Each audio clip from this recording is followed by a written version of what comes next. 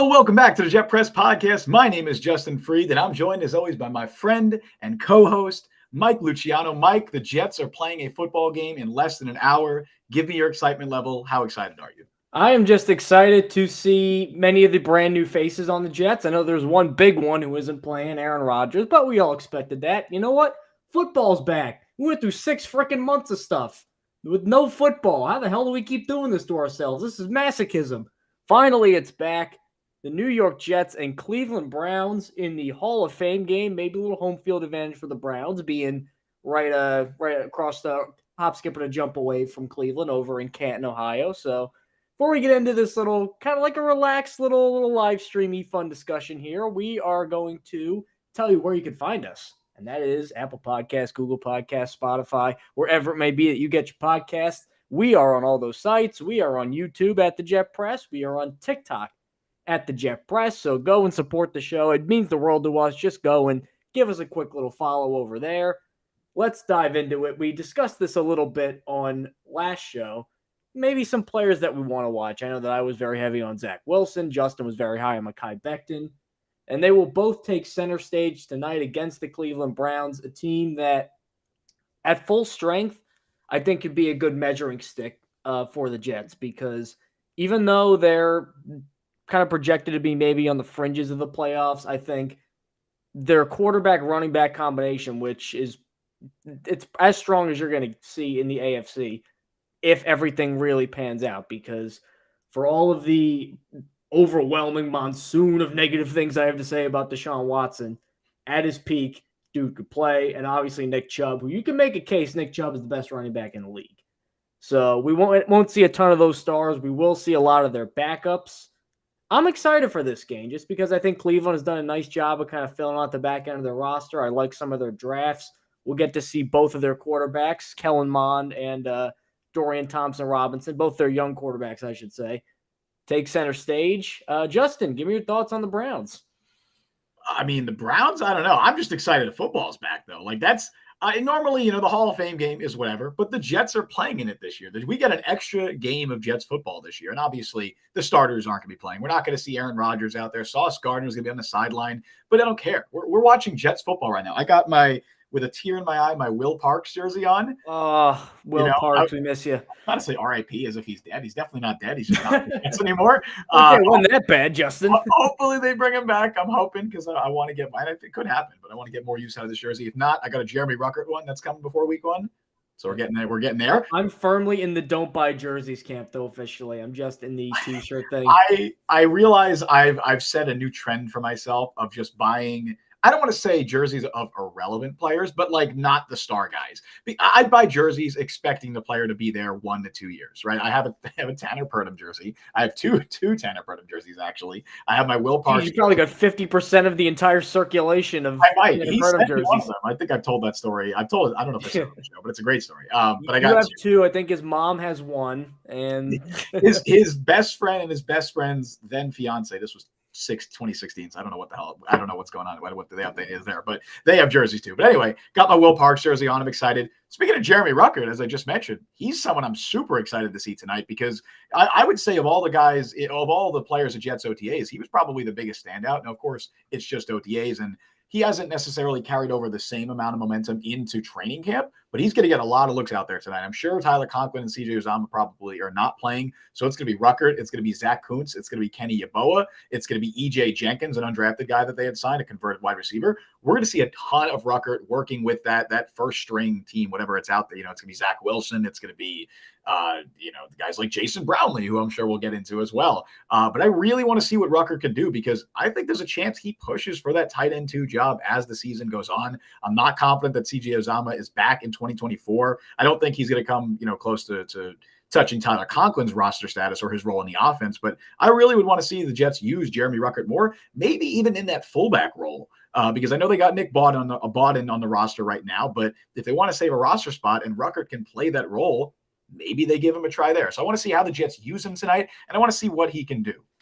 I think he's going to end up being more like an old H-back, like an old Joe Gibbs H-back. I think that might be the best for Ruckert too. But looking at Cleveland, I want to see them against Dorian Thompson-Robinson specifically, because even though I thought Kellen Mond was going to be an okay NFL quarterback. I think that he very quickly kind of washed out. Almost reminded me of like when the Broncos took Paxton Lynch or the Jets took Christian Hackenberg.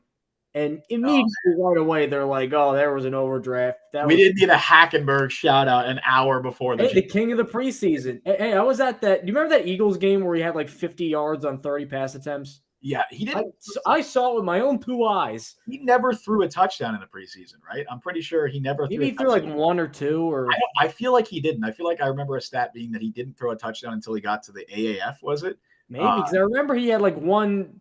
Was it against the Titans? He had like one crazy game where Maybe. everybody's like, okay, maybe he's got something, and then Yeah, I also might just be making it up, but who's gonna fact check me on Christian Hackenberg stats, if you will. But Dorian Thompson-Robinson, I think, is going to be kind of a cool test, especially because the Jets play a lot of guys who could run, and this is a 5-year starter from UCLA who's good at playmaking. So even if the backups can kind of corral him, then I think it's going to be a pretty good sign for Robert Saleh's defense. If the backups can hold it in, then obviously the starters, I think, are just going to structurally make that even more potent.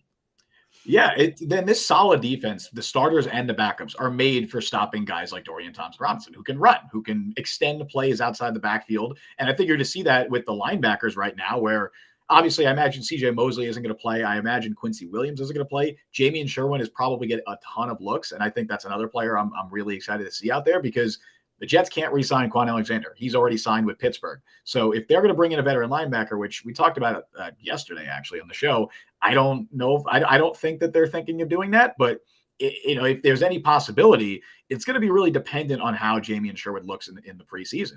And I think a guy like you mentioned of Dorian Thompson-Robinson, that is a tough name to say. I think he's going PTR, a little bit, rolls off the tongue a little better. PTR, sure. Is he relevant enough to have a nickname like that? No offense to Dorian Thompson-Robinson. I mean, that's a mouthful. That is a Scrabble word. That is a Scrabble cheat code. So It is. I'm not saying that many syllables all the time. Yeah, but I think guys like Sherwood, Hamza Nasruddin, Chaz Surratt, the Zaire Barnes, the rookie linebacker, all the undrafted linebackers they have on the team. I think they got 3 of them. It's a big opportunity for them tonight and to see what they can do. We got a question here from Josh Kerr in chat. He says, "Can Chris Streveler lead us to another preseason win?" Well, hey, Chris Streveler, he is the preseason king. No offense to James Morgan, of course, but this is where he shines. This is his time to shine. And genuinely speaking, like in a realistic setting, he has a chance to push for that QB3 job. I don't think he wins it because I do think that Tim Boyle, he knows the system, that Nathaniel Hackett likes him, Aaron Rodgers likes him. I think he's probably going to be QB3, but Streveler has outplayed him to this point. I know Boyle had a couple of nice throws in Tuesday's practice, which was the last time the Jets practiced, but Chris Streveler has outplayed him. He's been the third best quarterback in training camp for the Jets so far. So if he has any shot of making the team over Tim Boyle as that third quarterback, I think he's going to have to do some stuff in the preseason and show why he should be on the roster. And I know those Jets fans, whoever's at Canton right now, are going to lose their minds when Chris Streveler takes the field because I was at that game in Jacksonville when he took over for Zach Wilson. And Josh Kerr, so were you, my friend. So were you. And he threw the worst pass in NFL history. It was what I would call probably it's the worst pass I've seen live. Aesthetically looking. Just because everybody in the stadium, of course, we're talking about that pass from Streveler to CJ Uzomah. Everybody in the stadium saw Uzomah open before Streveler even saw him. Like there was an uproar from the crowd of just like oh my God, anticipation that Uzomah was so, because you didn't even see it on the broadcast cam, but from everyone in the stadium, you see Uzomah just when he caught the ball, he was the only guy on the screen. Yeah, and so imagine where he was even before that ball gets thrown. He was so open. And then you just see Streveler, like everyone notices that Streveler sees him. He winds up and just so short. Like just if he leads him even a little bit, he's so gone. And it's CJ Uzomah. He's not fast, but there was nobody near him. Anyway, all that's to say. Also, to answer your question about Christian Hackenberg, he threw 3 preseason touchdowns with the Jets. Oh man, I was way off. Okay, but listen, you want to hear a crazy? So this is 2 preseasons. Sure. He went 59 of 121. That is 48%. Wait, no, that's not 48%. Yeah, that is 48%. I don't know. Yeah, it's almost. This is why we're doing this, and we're not math teachers. Math ain't our thing. Yes, that is 48%. 3 touchdowns and 4 interceptions. Is that more than he threw in the AAF? Now we're gonna spend this time looking up. I remember he got benched in the AAF. He did get benched in the AAF. I forget who it was for, but the Memphis Express and Mike Singletary. He didn't. Oh no, he did. Did he throw a touchdown? No, he didn't throw a single touchdown in the AAF. Dude. He rushed for a touchdown. He rushed for a touchdown. Oh, well, That just make him means, the MVP then. that means in Christian Hackenberg's professional career, in games that count, he never threw a touchdown. Because I'm pretty sure he didn't play. That is so disheartening. Like, you never want to see guys fail. Yeah, but I mean, you don't. But yeah, I do think I'm excited to see Chris Streveler out there tonight. I want to see how Tim Boyle looks too, because he's had a really rough summer, and I'm just wanting to see some confidence. He's had a rough football career, for being honest, looking at his stats. You are Tim Boyle's number one hater, but it's not. I'm not going to tell you it's unjustified. But yeah, I'm excited to see all the quarterbacks out there. Obviously, Zach Wilson is the guy, that everyone's be paying attention to. I think with Zach, what's really going to help him here is that he doesn't have the weight of the world on his shoulders anymore. He's not going out there with any expectations. And I think that's so different from how obviously the last 2 seasons have gone. And also, I want to liken it back to his BYU career, because when Zach Wilson was at his best in BYU, his last season, there were no expectations. He had to earn the starting job that summer. He wasn't playing with Heisman caliber expectations. Nobody expected him to be a legitimate NFL draft pick, at least not in the first round, not the second overall pick. So he played at his best at BYU when the expectations were off. And I really want to hopefully see if that can translate to the game tonight, because the expectations are gone. All eyes will be on him, but Jets fans aren't looking at him as the franchise savior. They're not looking at him as the guy who's going to be, their long-term starting quarterback anymore. The Jets certainly aren't looking at him that way. So I want to see if maybe the lack of expectations can help him regain his confidence, regain that composure, and just make the easy throws. Because last year, he was making the easy throws look hard and the hard throws look impossible. And I want to see what he can do out there tonight. Hopefully, I know the lights are still on him. It is prime time. It's a preseason. If this spooks him, if this is too much for him, I mean, it's fair. You got to reconsider your line of work there. Go work for JetBlue at that point. But I mean, he's got a connection. He's got a great golden parachute lined up, man. Yeah, he's got a connection. But I'll say this too about Wilson, because I mean, we have both not been shy in our criticism. I mean, even at his worst, aesthetically, his highlights are still really cool. Yeah. I'll give him that pass to Corey Davis, that rookie year where everybody was like, okay, I think we got something. Pointing and everything. I think that was what was frustrating too. Is number one, you want him to be good because he looks cool playing, and you're like, okay, if we could just get him to throw that 6-yard out. Just get him to not stutter and run away.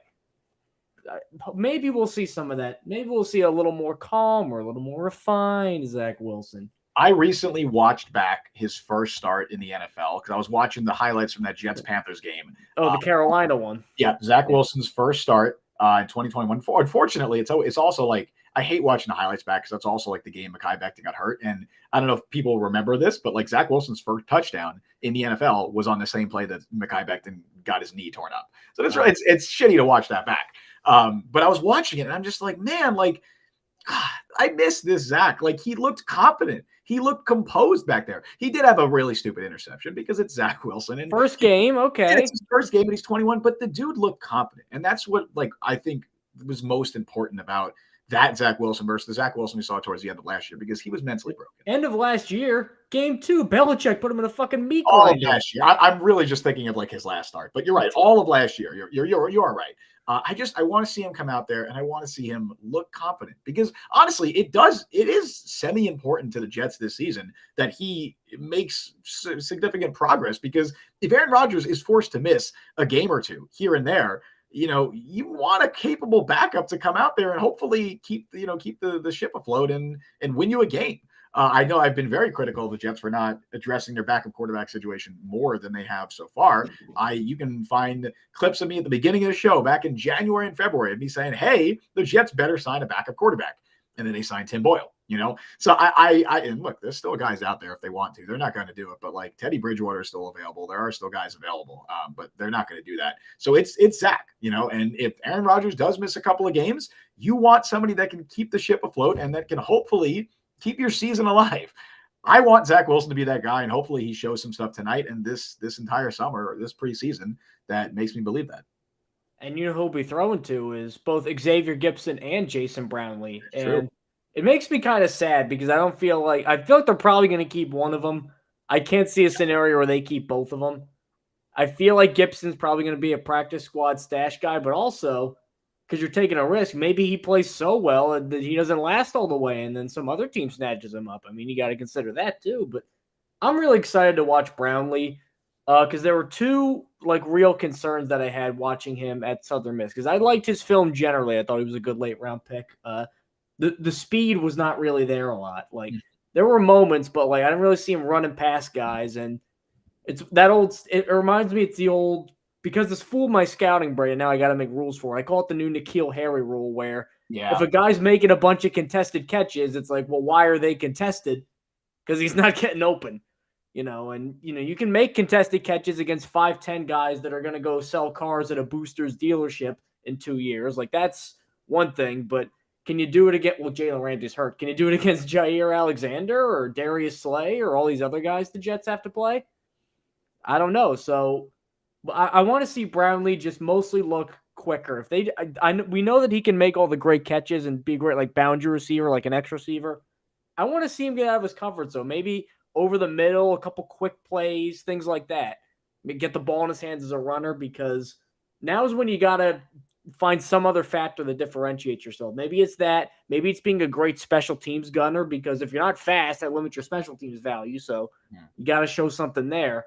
I think Brownlee's going to be under a microscope.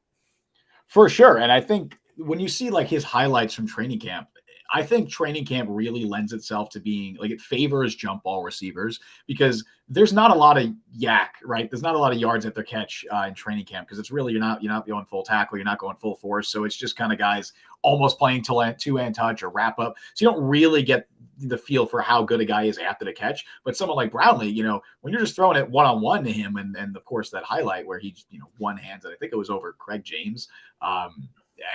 That's where he shines, and that's why he's been able to shine as much as he has in training camp.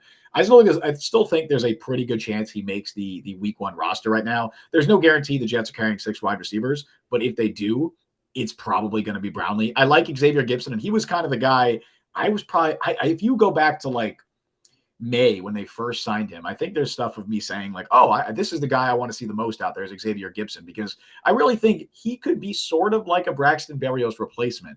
I think the way they're going to view him is like if Mecole Hardman gets hurt or if he has to miss some time, that's Gibson's time to kind of get called up because he can kick return as well. He can kick and punt return. And my guess, we're going to find out maybe tonight if Hardman is playing. I don't know. But my guess is Mecole Hardman is your week 1 kick returner and punt returner.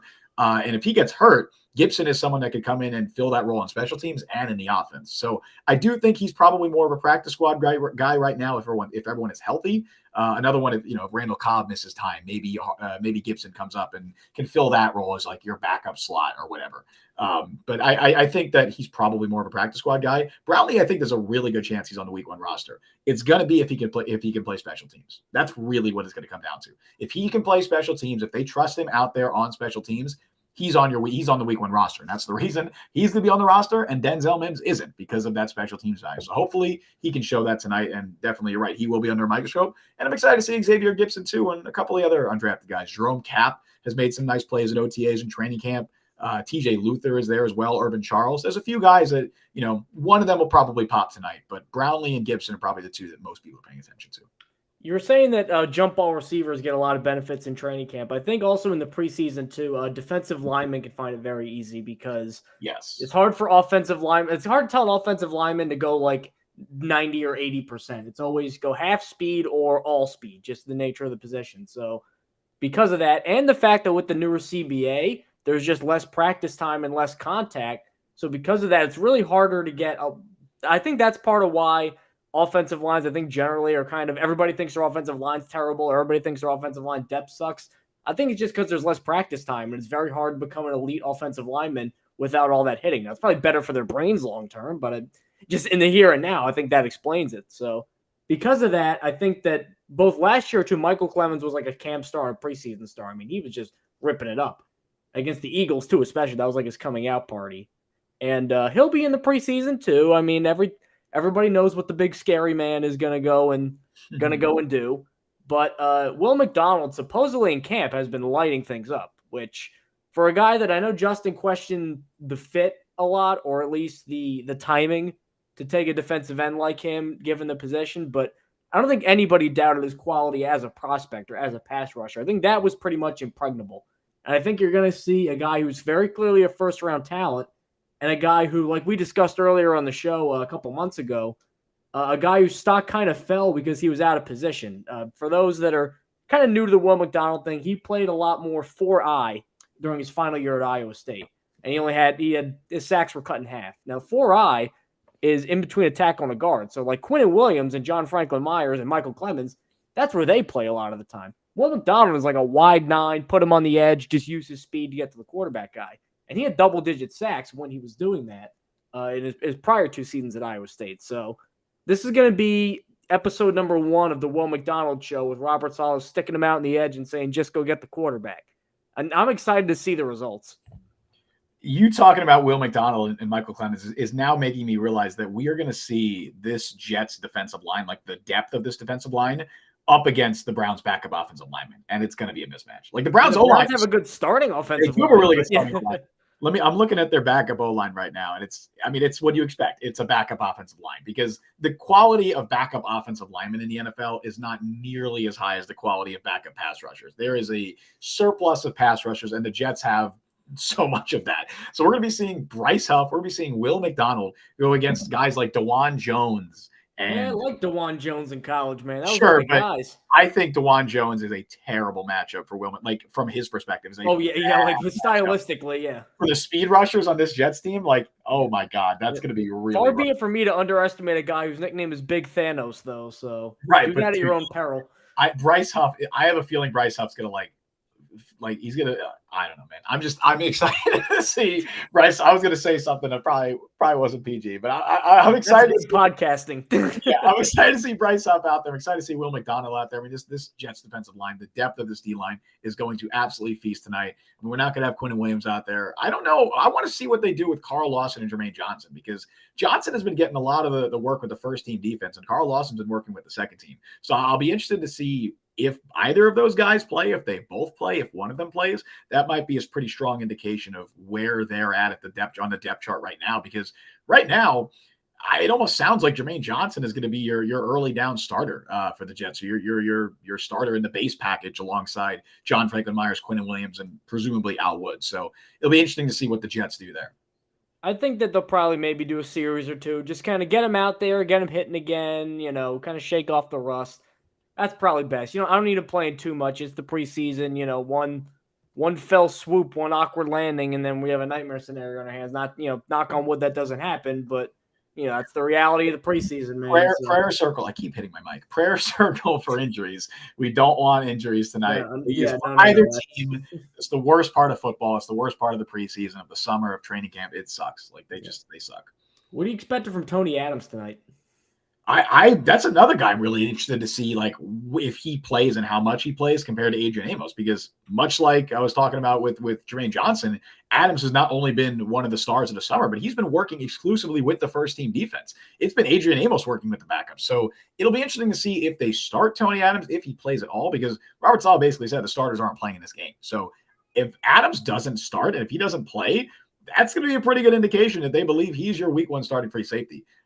Amos should get plenty of playing time as well. I'm excited to see some of the undrafted guys like Trey Dean out there, Marquise Waters too.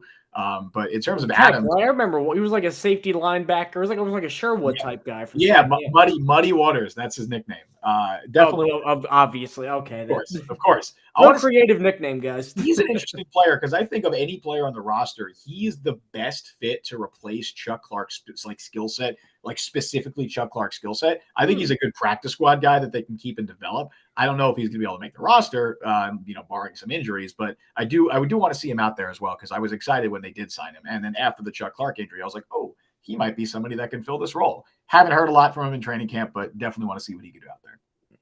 Now, one reason that the Jets are in, or not one, the only reason they're in the Hall of Fame game is because for those that don't know, the Hall of Fame game, we usually put teams that have one or more players from the incumbent class against one another. That's why the teams, they may seem kind of random at first, but there's a science to it. And this year, there's obviously a Brown who went in, Joe Thomas, who was extremely deserving, and 2 Jets, which does not happen a lot. There's very really multi-jet classes and multi-primary Jets for most of their career guys. Has which there I don't know ever if that's ever happened. I was gonna say, has there ever been a multi-jet class in all? Like the Jets Probably, have been in the Hall of Fame game before, twice, I believe. But I don't know about primarily because I mean, like, there's a guy like John Riggins or Ronnie Lott, like where they played parts of their okay, career with the fair, Jets. fair, fair, fair, fair. I don't know about like prior, like they don't do baseball, like I'm going in as a Jet, like what the Mm. Baseball Hall of Fame does, but that's a worthy research. But regardless, this year, Darrelle Revis and Joe Klecko are going in, which I think is just kind of cool from the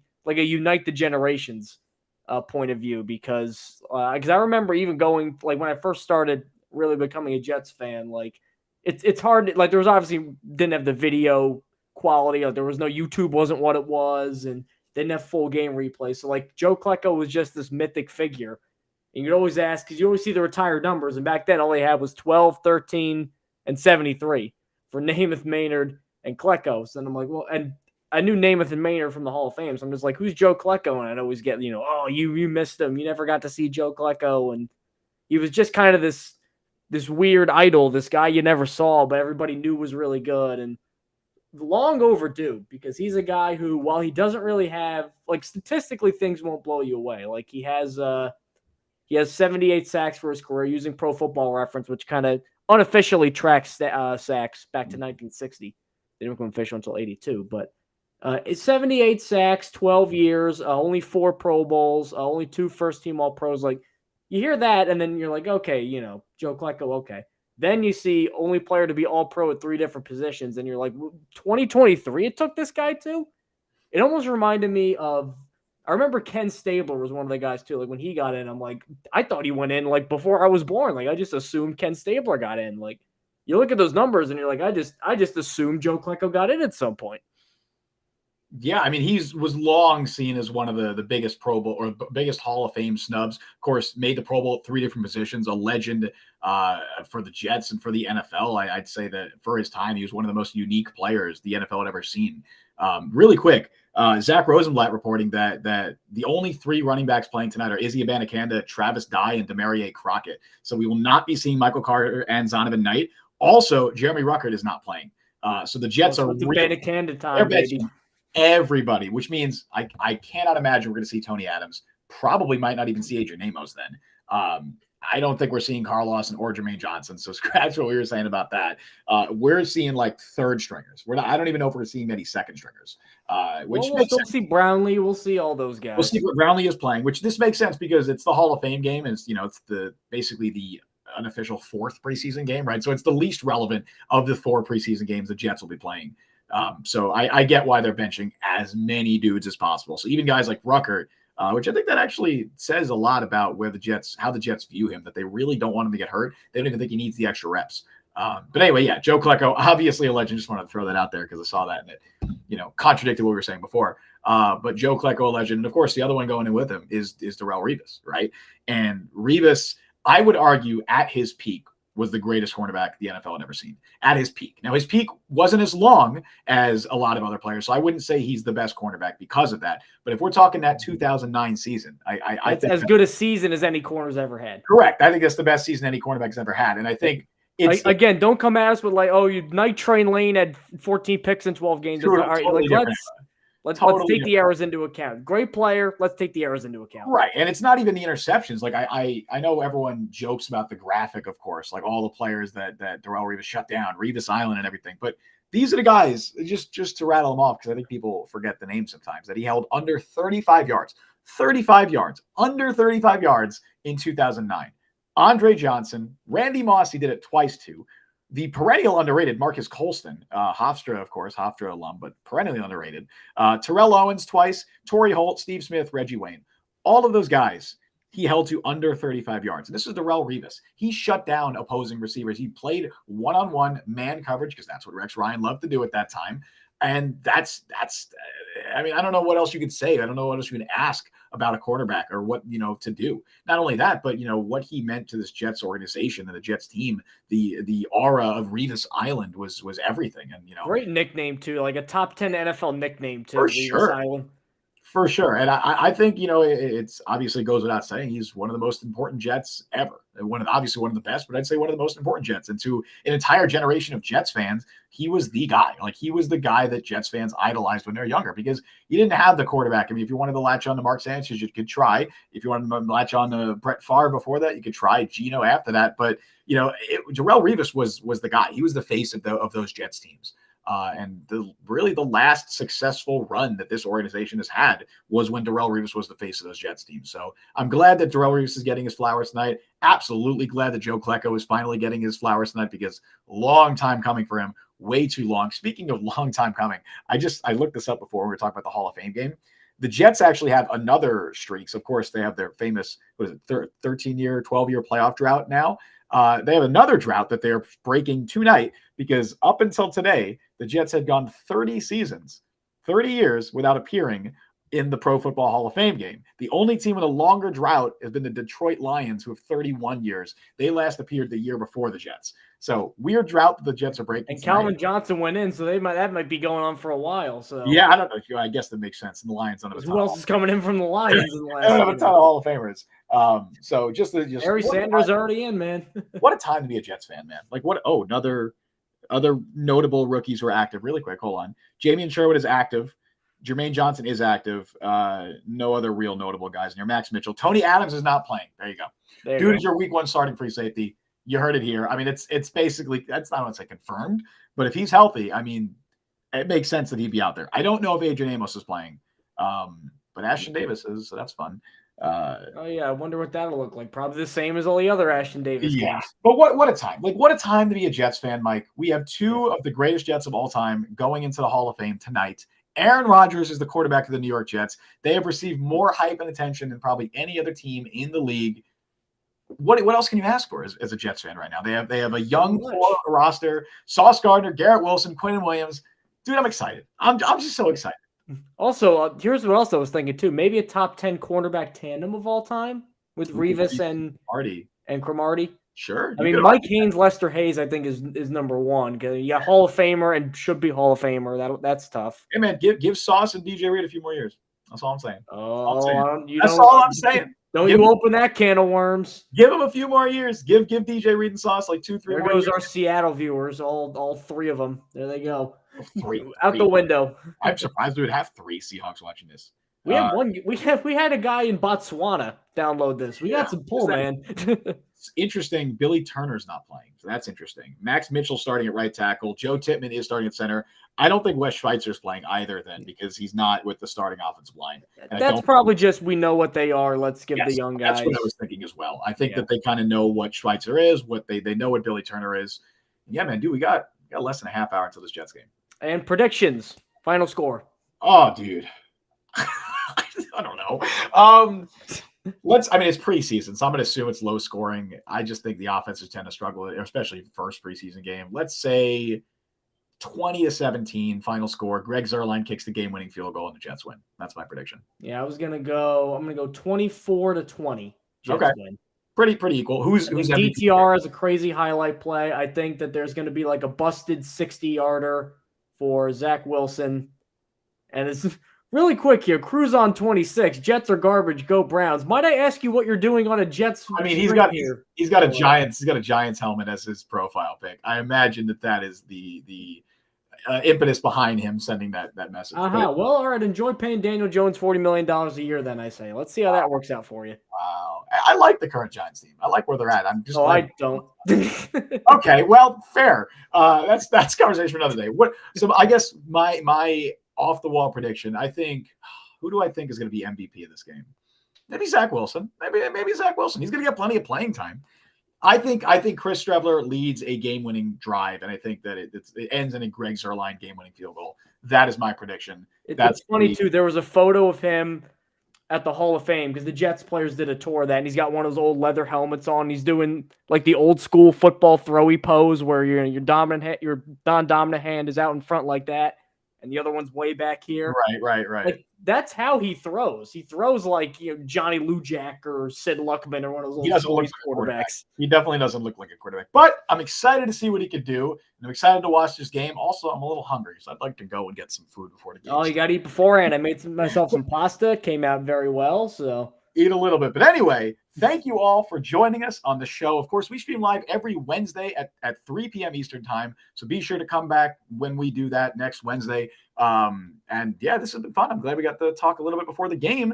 You can follow Mike on Twitter at by Mike Luciano. I hate the different sounds that. I was not even going to say you hate my name. I'm like, I love your name.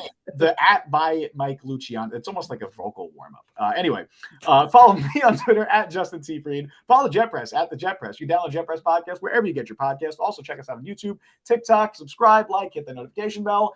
As I said, we stream live every Wednesday at 3 p.m. Eastern time. Thank you all for listening to the Jet Press podcast. I've been Justin Freed. That has been Mike Luciano. Let's go Jets, baby. Let's go Jets.